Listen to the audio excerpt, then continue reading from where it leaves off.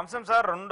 అంటే లిక్కర్కి సంబంధించి మనం చాలాసార్లు మాట్లాడుకున్నాం. ఈ లిక్కర్ కేసుని ఎవరు కక్షపూరితంగా పెట్టారా, లేదంటే నిజంగానే జరిగిందా అనేది విచారణలో తేలాల్సింది. అది ఎవరు కూడా మీరు మనము మాట్లాడుకుంటే అది తేలేది కాదు. కానీ ఇక్కడ సడన్ సర్ప్రైజ్ ఏంటంటే ఈడీ ఈ కేసుకు సంబంధించి ఇన్వాల్వ్ అవుతుంది.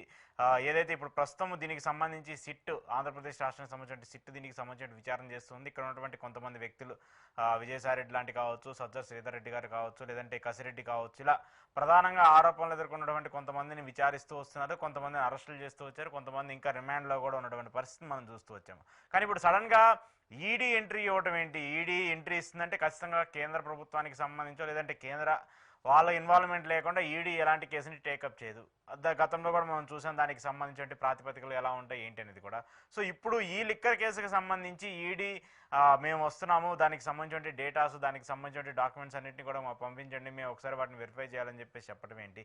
ఎందుకు ఇప్పుడు సడన్గా దీంట్లో ఏదో మనీ లాండరింగ్ జరిగింది, అవకతవకలు జరిగాయని చెప్పేసి ఇన్వాల్వ్ అవుతుందంటే ఇది జగన్మోహన్ రెడ్డి టార్గెట్గా ఏదన్నా చేస్తున్నటువంటి వ్యూహం అనుకోవచ్చా?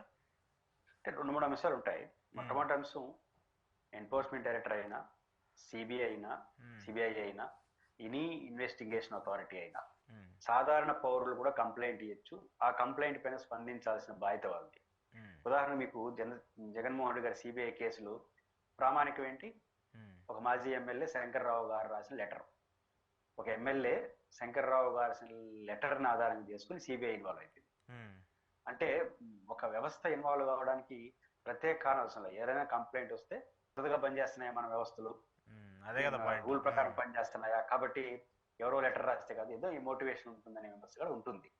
బేసిక్ గా ఫస్ట్ పాయింట్, తమ దృష్టికి ఏది వచ్చినా విచారణ తీసుకుంటారు. విచారించడం అంటే నేరం మోపడం కాదు, సమాచారం తీసుకొని మంచి చెడ్డలు చూడడం. రెండో విషయం, ఈ కేసులో ఈడీ అదేవిధంగా కేంద్ర ప్రభుత్వాన్ని కూడా ఇన్వాల్వ్ చేయాలని తెలుగుదేశం పార్టీ వ్యూహాత్మకంగా అడుగులేస్తా ఉందనేది క్లియర్. ఎందుకంటే జగన్మోహన్ రెడ్డి గారి పరిపాలనలో ఈ మద్యం రిలేటెడ్ ఇష్యూస్ లో ఆంధ్రప్రదేశ్ ప్రభుత్వం, అంతకుముందు తెలుగుదేశం పార్టీ తీవ్ర అలిగేషన్స్ చేసినాయి. ఇప్పుడు ఆంధ్రప్రదేశ్ లో అలిగేషన్ చేసిన తెలుగుదేశం పార్టీ పవర్ లో ఉంది. సిట్, సీక్రెట్ ఇన్వెస్టిగేషన్ అథారిటీ మీ చేతిలో ఉంది కదా. కాబట్టి మీరు విచారణ చేయండి. అలా విచారణ చేసుకుంటున్న ఒకవైపు నడుస్తున్నాయి, ఇంకోవైపు లావు కృష్ణదేవరాయలు గారి నాయకత్వంలో హోంమంత్రిని కలిశారు. ఇది పెద్ద అమిత్ షాని కలిశారు. ఈడీలకి అందరికి లెటర్లు రాస్తున్నారు. ఆ పాయింట్ ఏంటంటే, మీ ప్రభుత్వం ఇలా విచారణ జరుగుతుండగా కేంద్రాన్ని కూడా అడుగుతున్నారంటే అర్థం ఏంటంటే బహుముఖంగా ఇరికిద్దామని చూడడం. అంటే ఈడీ వచ్చిందనుకో మీరు అన్నట్టు కేంద్ర ప్రభుత్వం కూడా ఇన్వాల్వ్ అయినట్టే అర్థం వస్తుంది. ఇప్పుడు కేవలం సిట్టు వాటితోనే యాక్టివిటీ చేశారనుకోండి, అది తెలుగుదేశానికే వర్తిస్తుంది. అది కానీ ఈడీ లాంటివి నడిచారనుకోండి, కేంద్ర ప్రభుత్వం, బీజేపీ అందరూ ఇన్వాల్వ్ అయినారనే మెసేజ్ ఇస్తే తెలుగుదేశం ఒంటరి కాకుండా, మామూలుగా సిఐడిను సిట్టో అరెస్ట్ చేస్తే లేదా చర్యలు తీసుకుంటే ఖచ్చితంగా ఏమనుకుంటారు, తెలుగుదేశం పార్టీ ఇన్ఫ్లుయెన్స్ చేసింది అనుకుంటారు. గతంలో చంద్రబాబు నాయుడు గారిని అరెస్ట్ కేసు కూడా అంతే కదా, రాష్ట్ర ప్రభుత్వం సిఐడి వాళ్ళు చేశారు, ఈడీ వాళ్ళు తీసుకోలేదు.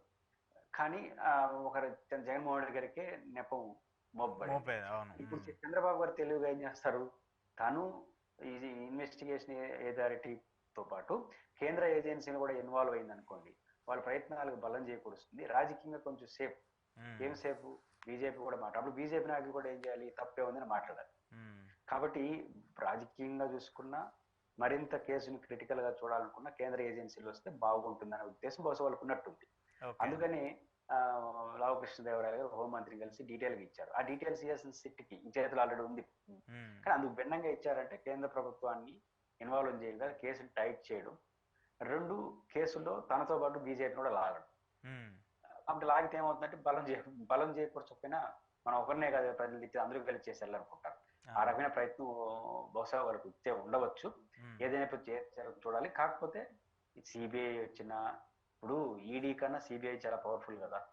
ఈ దేశంలో #1 ఇన్వెస్టిగేషన్ అథారిటీ సిబిఐ. అలాంటి సిబిఐఏ 16 నెలలు జగన్మోహన్ రెడ్డి గారిని జైల్లో పెట్టింది. 16 నెలలు జైల్లో ఉండగానే అప్పుడే పార్టీ పెట్టాడు. ఏమైపోతుందన్న దశలోని పార్టీని అద్భుతంగా నడిపాడు. దాదాపు పాదయాత్రలు చెల్లి ద్వారా చేయించాడు. జైల్లో ఉండగానే 18 ఎమ్మెల్యే సీట్లు గెలిపించుకున్నాడు. అంటే కొన్ని పార్టీలు అయితే డిపాజిట్ కోల్పోయినాయి ఎమ్మెల్యే జైల్లో ఉంటూనే. తర్వాత బయటకు వచ్చాడు, ప్రతిపక్ష నాయకుడు అయినాడు, ముఖ్యమంత్రి అయినాడు, మళ్ళీ ప్రతిపక్షంలో ఉన్నాడు. అంటే పాయింట్ ఏంటంటే జీరోతో ప్రారంభమైనప్పుడే 16 నెలలు జైల్లో పెట్టిన సిబిఐ జరిగిన జగన్మోహన్ రెడ్డి గారు రాజకీయంగా డిస్టర్బ్ కాలేదు. అలాంటిది ప్రతిపక్ష నాయకుడు ముఖ్యమంత్రి అని ఎస్టాబ్లిష్ అయిపోయి ఇప్పుడు అయిపోయిన తర్వాత ఖచ్చితంగా వాటిని ఈజీగా తట్టుకుంటారు. ఎందుకంటే ఇప్పుడు వస్తున్న ఆరోపణలన్నీ దృష్టిలో పెట్టుకుంటే జగన్మోహన్ రెడ్డి గారిని ఏమన్నా అరెస్ట్ చేయడానికి లేదా కస్టడీలో తీసుకోవడానికి కొంత టైం అవకాశం ఉంటుందేమో తప్ప ఈ కేసులో జగన్మోహన్ రెడ్డి గారికి సుదీర్ఘకాలం పెట్టడానికి అవకాశం ఉండదు. ఈ కేసులో జగన్మోహన్ రెడ్డి గారు ఇన్వాల్వ్మెంట్ పైన రుజువు చేసే ఒక సాక్ష్యాలతో వ్యవస్థలు నిరూపిస్తాయనే అవకాశాలు కూడా నాకైతే ఏం కనిపించలేదు. ఓకే, అంతే కక్షపూరితంగా కక్ష సాధింపు చర్యల్లో భాగంగానే వీటిని చూడాలి. కానీ పూర్తిగా అంటే ఏదైనా సరే వాళ్ళు ఫైనల్గా దీనికి సంబంధించిన విచారణ చేసి నిజ నిర్ధారణ వాళ్ళు తేల్చి వస్తుంది. రాజకీయ నాయకులైనా ఎవరైనా ఏ కామెంట్ చేసినా కూడా అది రాజకీయ పరంగానే మనం చూస్తూ ఉండాలి. బేసిక్ గా వాస్తవానికి ఇట్లాంటి పరిస్థితి రాకూడదు. ఏ పార్టీ నాయకుని అరెస్ట్ చేసినా ఇది కక్ష ఫస్ట్ వచ్చేస్తుంది. ఎందుకు వచ్చేస్తుంది? ప్రభుత్వాలు అధికారంలో ఉండేవాళ్ళు విచారణగా చూడట్లేదు. ప్రత్యర్థి పట్ల ఒక రకంగా ప్రవర్తిస్తున్నారు, మనోళ్ళ పట్ల ఒక రకంగా ప్రవర్తిస్తున్నారు. ప్రత్యర్థికి నోటీస్ ఇచ్చి సరెండర్ అయితే తర్వాత ఒక రకంగా ప్రవర్తిస్తున్నారు, లేకపోతే ఇంకో రకంగా ప్రవర్తిస్తున్నారు. ఇట్లాంటి ప్రవర్తన వల్ల రాజకీయ పార్టీల మీద ప్రజలు విశ్వాసం కోల్పోవడం వల్ల ఏ పార్టీ నాయకుడికి అంటే ముఖ్యంగా ప్రతిపక్షంలో ఉన్న నాయకుడికి కానీ నోటీసులు వస్తే ఇది అధికార పార్టీ కుట్ర అంటారు. అంటే అది కుట్ర ఉందా నిజం ఉందా కూడా ఊరు చూడరు. అంటే పార్టీలు వ్యవహరించిన తీరు వల్ల వచ్చిన సమస్య ఇది.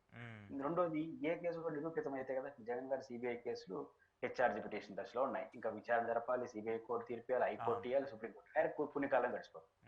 అంటే శిక్ష